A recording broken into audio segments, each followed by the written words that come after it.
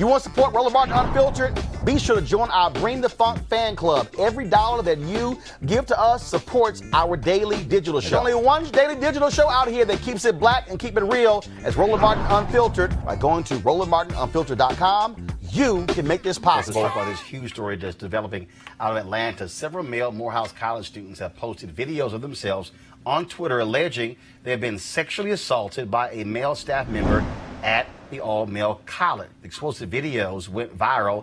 Here's one of them. All right, so I'm finally ready to tell what happened. So since second semester of my freshman year, I was assaulted by a staff member at Morehouse College by the name of DeMarcus Crews. And it got to the point where like I went into a really bad depression and shit like that. And he started like, he was kind of trying to force me to come out about my sexuality and shit like that. Making advances at me, telling me I need dick, like comments and shit like that, right? And he told me, another comment he made was, didn't I tell your bitch ass to text me like if you need anything or anything like that? So these are the comments that DeMarcus made to me. I don't want to go into like detail of what actually happened because this video will be taken forever. But my freshman year, he used to do shit such as like hugging me, pinching on my cheeks and shit, just predatory shit like that. So I never told my parents about it. I probably told like one or two of my friends about it. And it's really been bothering me. And I just started breaking down crying today because I told Title IX, I reported it the day after. I reported it to Title IX. And Terrain Bailey, and like I said, this was in the beginning of 2018. Terrain Bailey literally like was being condescending the whole time, acting like she didn't care. Canceled several meetings with me, never heard anything back from her. Comes to find out she was fired. So that whole semester plus first semester of my sophomore year, I didn't hear anything about it. I am Bryson Hill. I'm a freshman at Morehouse College, and I too was sexually harassed by DeMarcus Crews, a dean at Morehouse College.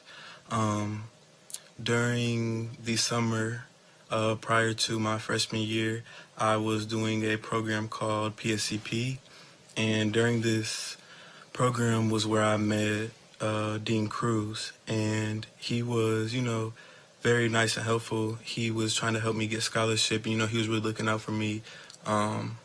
He was just looking out. I remember there were some nights where, like, he would call me at, like, 2 o'clock in the morning, and we would just be up talking.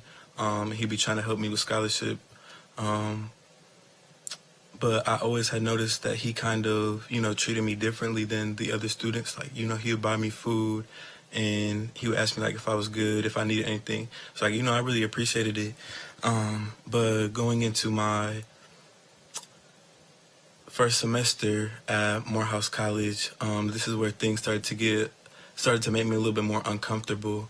I remember that, one time he said to me, all the girls want your pussy, huh? Implying that, these men at Morehouse College are, sexually interested in me and want to have sexual relations with me. He would always, try to make jokes or try to,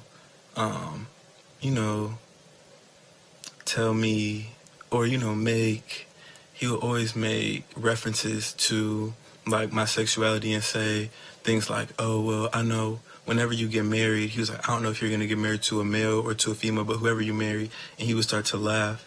So, always making references to my sexuality. He would do those things, and, at one point it was kind of a joke, and it just turned to a point where it was just taken too far. Morehouse College has responded to the allegations against DeMarcus Crews, the Assistant Director of Student Services. He was placed on administrative leave, and the school has opened an investigation into the accusations.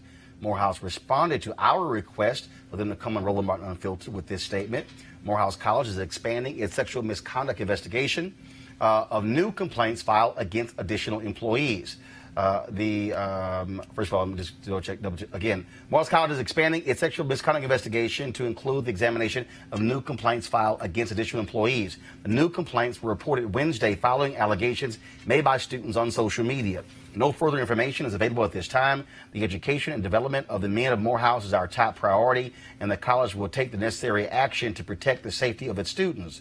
The college encourages anyone who feels that they are a victim of sexual misconduct at Morehouse to come forward and call the Ethics and Compliance Hotline at 888-299-9540.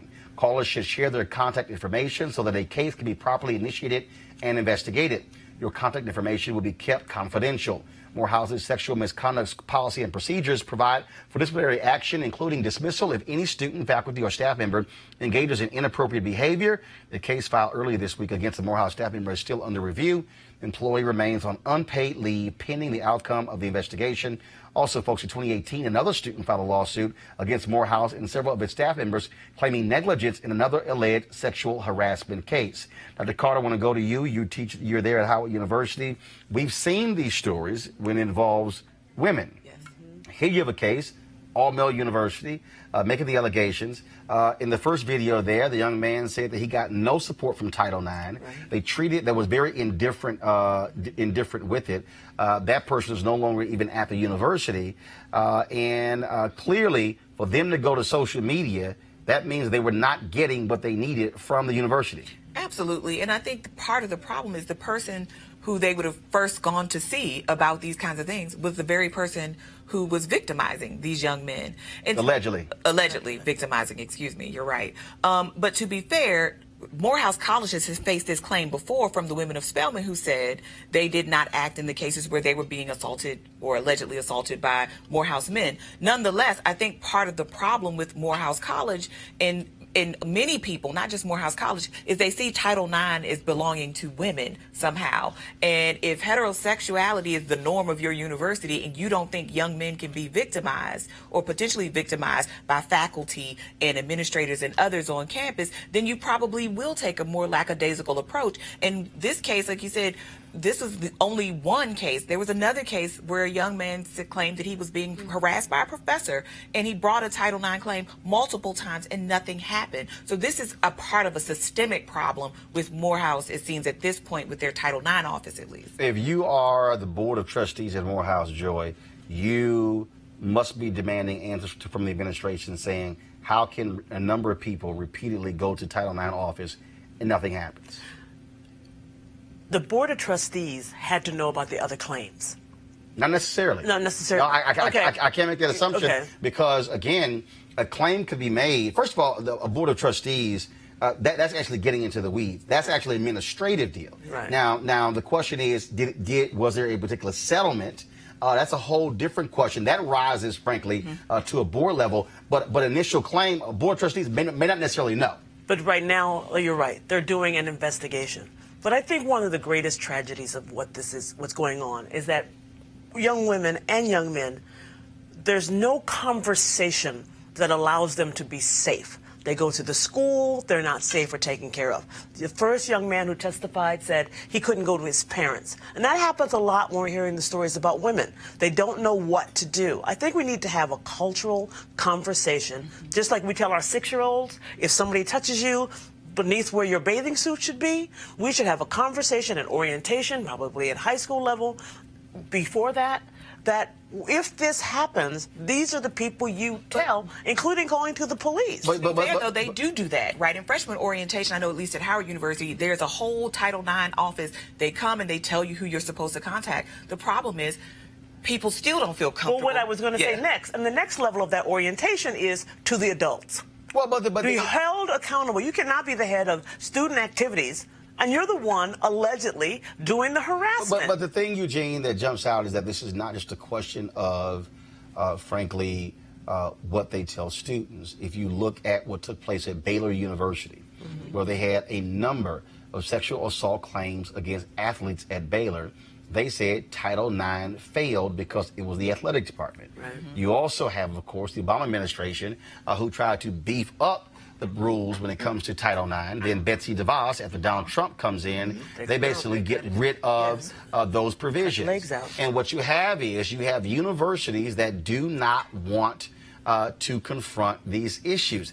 That's where it is. An administration, a president of a university, has to say there's going to be zero tolerance in ignoring Title IX claims.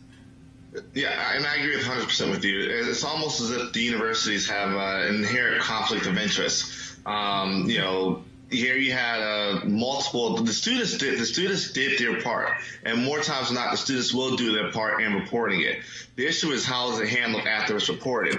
What you're seeing with a lot of these Title IX offices is that when they're dropping the ball, they're either ignoring the cases or just being completely negligent, and which is actually criminal activity. I think what probably needs to happen going forward, and it probably should be codified federal policy, is that when you have Title IX complaints or Title IX cases open, especially ones involving sexual assault and grave sexual assault, I think they probably should be handed over to the police department, and not necessarily even campus police, or probably whatever the local jurisdiction is to be handled and investigated.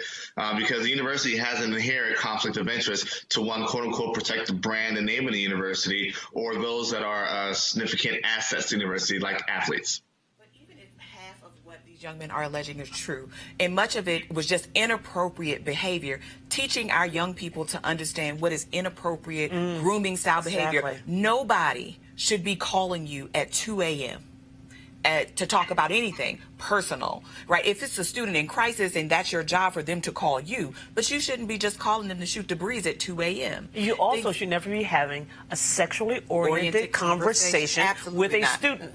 That would be inappropriate for us to have it in this panel, let alone your superior, your guide on a college campus. Absolutely. It's an inappropriate conversation. Absolutely. Period. And I think that. And I think Roland is right. Yeah. At the president level, zero tolerance. Absolutely. And I think, you know, this is a hard one because I think so many of these people, these young men in these videos, certainly felt some responsibility for what allegedly happened to them. And there is a shame that comes with it. The fact that they are also young men, I think we don't really have a good way in this society of talking about how young men have a right to also be protected in certain kinds of ways, because there's not really an acknowledgement of the ways in which men, black boys, black men are also victimized. Folks, of course, we'll keep you updated on this story to see what happens next. All right, folks, back to our Roland Mark Unfiltered video in just one moment. All right, folks, they're back. MarijuanaStock.org has another great investment opportunity. If you were lucky enough to invest in their last crowdfunding campaign, you know they raised a lot of money in just a few months investing in legal marijuana farms. Those initial investors now own shares of a publicly traded company. Last time, again, many of you missed it. Y'all been sending me emails, but now they have a new investment opportunity that is as good, if not even better, than the last one. I'm talking about industrial hemp CBD. For those who don't know, the hemp plant is the cousin to marijuana with a much higher concentration of CBD, which means hemp CBD gives you all the medical benefits of marijuana without getting you high. Until recently, hemp farming was practically illegal in the U.S. and heavily regulated by the DEA. However, the 2018 Farm Bill passed in Congress makes it legal to grow hemp CBD in the U.S., creating one of the largest commodities worldwide. They need land to grow all of the plants, which makes for an incredible investment opportunity, and that's where our good friends at 420 Real Estate come in. Their business model is simple. They buy land that supports hemp CBD grow operations and lease it to licensed, high-paying tenants. That's right, they are hemp CBD landlords, and you can get in on the action. You can invest in this crowdfunding campaign for as little as $200 up to $10,000. Like I said, you don't want to miss out this time, so don't be sending me emails if you do. To invest, go to marijuanastock.org.